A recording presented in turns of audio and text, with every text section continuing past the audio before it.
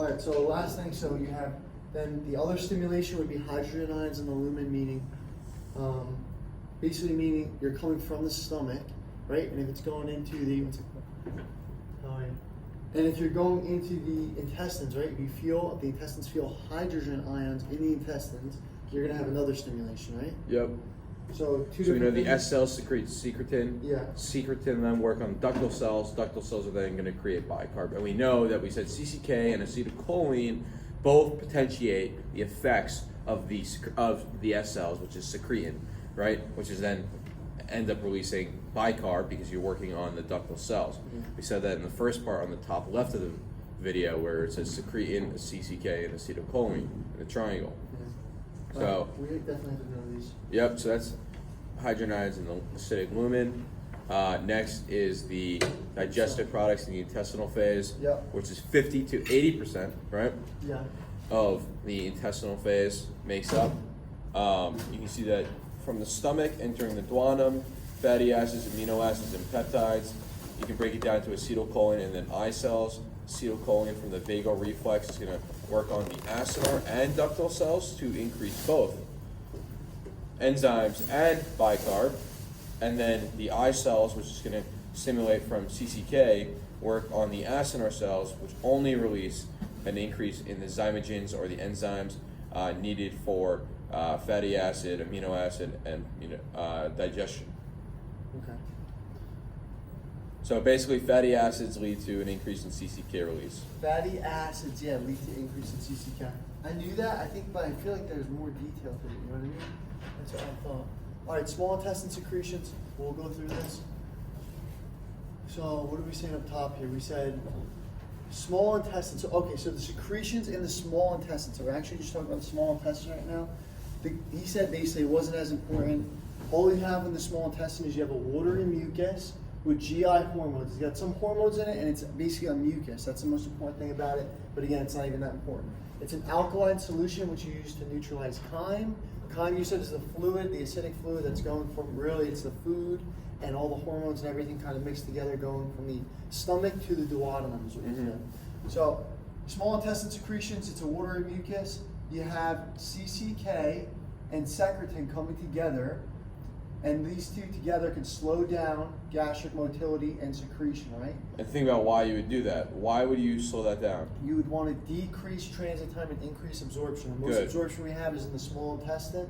This is where you're getting all your absorption for the most part. Perfect. So you definitely want to be able to say, hey, CCK and secretin, although we know you release bicarb, right? We know secretin does, and CCK helps that. Yeah.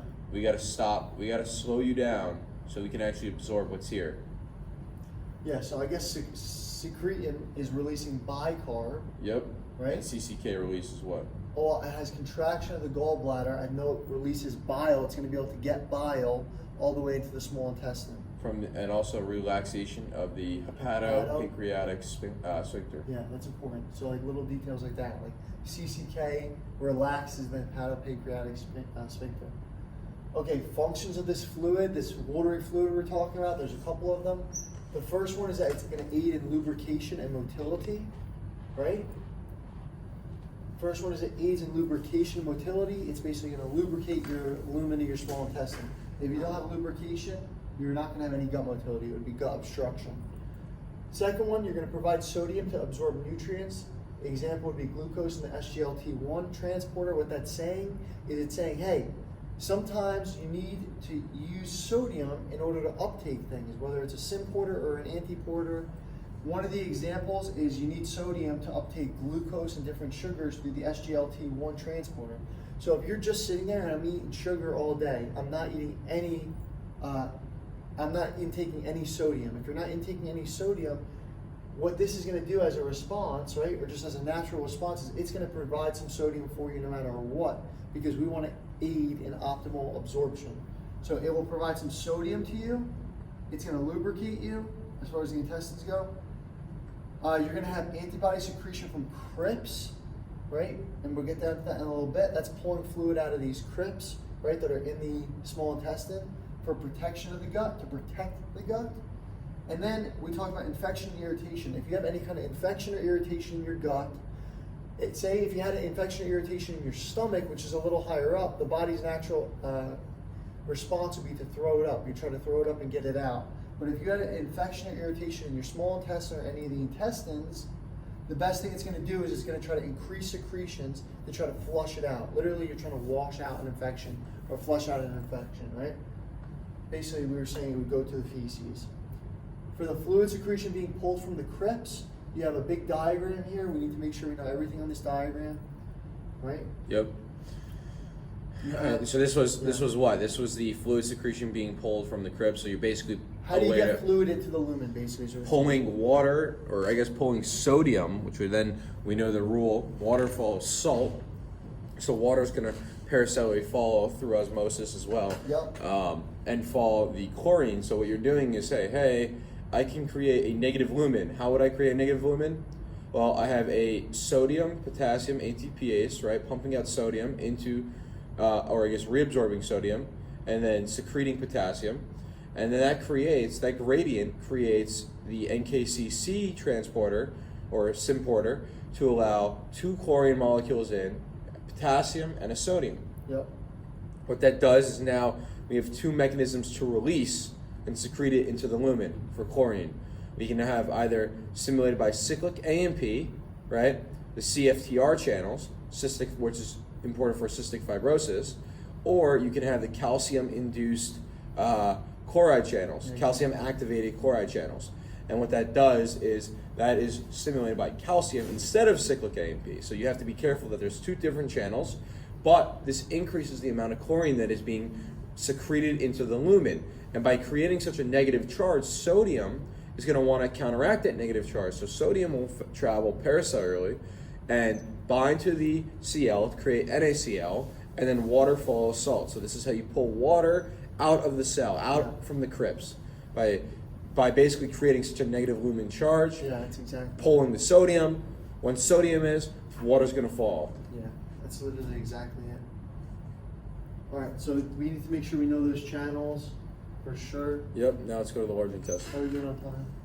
Good. Okay. So last thing we have large intestinal secretions. So we just did small intestine secretions. Large intestine secretions are more of an alkaline mucus. They're secreting bicarb and potassium ions, right? Yep. The function was, they have 2 functions: protect against the natural acidic bacteria found in the large intestine. So you said in the large intestine we have what was it? You said secondary gut microbiota. Okay, so basically, gut microbiota, you have bacteria that's going to be acidic. So the large intestine is going to have to create an alkaline mucus to counteract that. It's also going to protect against mechanical damage from the passage of feces. What else do they have alkaline? Not just alkaline mucus, you have bicarb and as well. potassium. Okay, and potassium. Those are the most important things. You need to know that in the large intestine, we said, what's the main secretion in the large intestine? Potassium. Potassium and bicarb. Potassium and bicarb. We said, though, in the small intestine, what's the main secretion? Or the net secretion, I should say? What do we have down here? Bicarb. Okay. So the only difference is now that in the large intestine, we're Potassium. also increasing our secretions of potassium, which we know. Passively and actively, which we're about to get into. Okay. So the first thing we have, NaCl reabsorption. So we're able to reabsorb NaCl, sodium chloride, in the distal colon. So this happens basically, and it's going to get enhanced by aldosterone. But when the sodium is low, right? When sodium is low in our bodies, we said last term you also were able to do it through the kidneys, right? Other places in your body can reabsorb sodium, but one place we can reabsorb sodium is in the distal colon, right? So yep. So what happens if you have, for example, right now it says when sodium is low, aldosterone stimulates the ENaC channels to reabsorb sodium. Yeah. Why would that be the case? Because we must have low blood volume. Yeah, low blood. So if you have low blood volume, right, indicating that, hey, their sodium is low, because sodium is going to drive, right, water 100%. reuptake. So that's the whole purpose of this. So saying, hey, low blood volume equals basically low sodium levels here, and that we need to increase the blood pressure. So how do we increase blood pressure? Hey, we got to reabsorb sodium and secrete potassium. That's the whole purpose of aldosterone. So aldosterone is going to bring in sodium through the ENaC channel, as you can see, right? Yeah. And it's going to, from the negative lumen, it's going to come in, on the left side is going to be pulled into the cell, into the distal colon, and then chlorine is going to follow.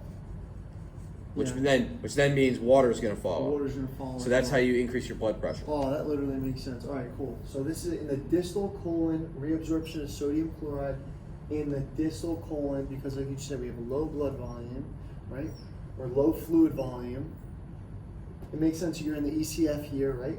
You're in the lumen, you're in the ECF, this is your colon cell, right? This is going to be your large intestine cell. We're going to bring in the sodium. Sodium's going to go into the ECF.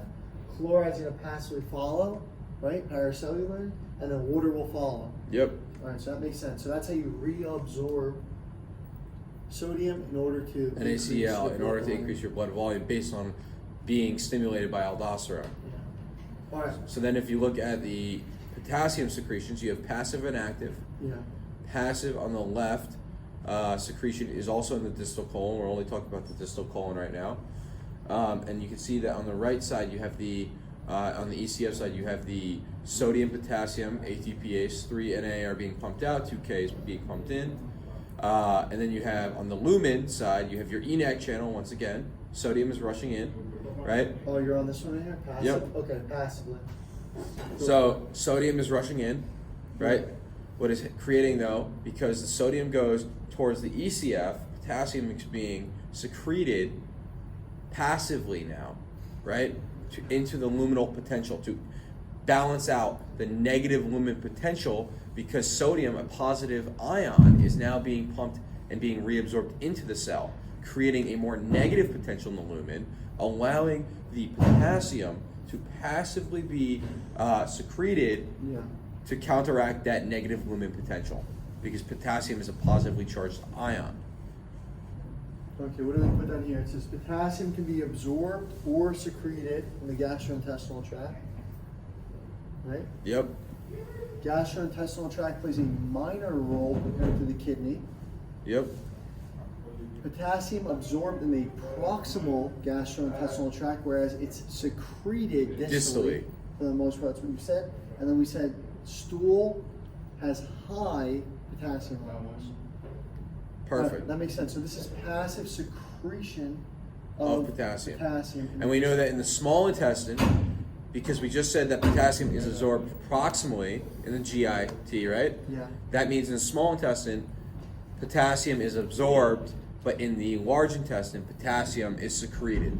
In the large intestine, potassium is secreted. So as we go further down in the system, it's secreted. Yeah. All right. So now let's talk about diarrhea. Diarrhea. Or active. Let's do active real quick. Yeah, actively, right? This whole thing, this can get, if we're trying to, we're doing potassium secretion as well, it's still secretion, but now you can have aldosterone. And we knew from last module, when you use aldosterone, you're increasing the ATPase, right? It's going to increase the ATPase. So what are the two functions of aldosterone? Two functions of aldosterone are going to raise your blood pressure, raise your blood volume. Regardless of that, sodium reabsorption, potassium secretion. Okay. So we already talked about sodium being reabsorbed by aldosterone. Now we're talking about potassium being secreted by aldosterone, the other function of aldosterone. So what are we doing here? We're going to be just saying, hey, aldosterone positively stimulate potassium to be secreted. So we're secreting potassium. By doing that, how do we get all this potassium out of the cell? We have to have an active transporter, so sodium, potassium, ATPase, and an NKCC transporter to pull more potassium into the cell from the ECF, secrete it into the cell so we can secrete that into the lumen. Okay. All right, that makes sense. So basically you can actively have potassium secretion by using aldosterone. As well as sodium reabsorption by using aldosterone in the distal colon. Similar to the kidney, but now we're talking about distal All colon. right, that makes sense. So these guys are probably Related. literally related. If you They have are. aldosterone get uptake in the distal colon, these two are probably happening. That's happening at the same time. Okay. Now you have diarrhea, which is an increase in volume or frequency of defecation. Yeah. And there was two types. We said that there were osmotic, which is ingestion of poorly absorbed substrates or malabsorption of carbs, and then there's secretory due to bacterial toxins, tumors, or hormones. You can see in the secretory diarrhea, if you look at this diagram, right? We're talking about intestinal cells. Yeah, you're talking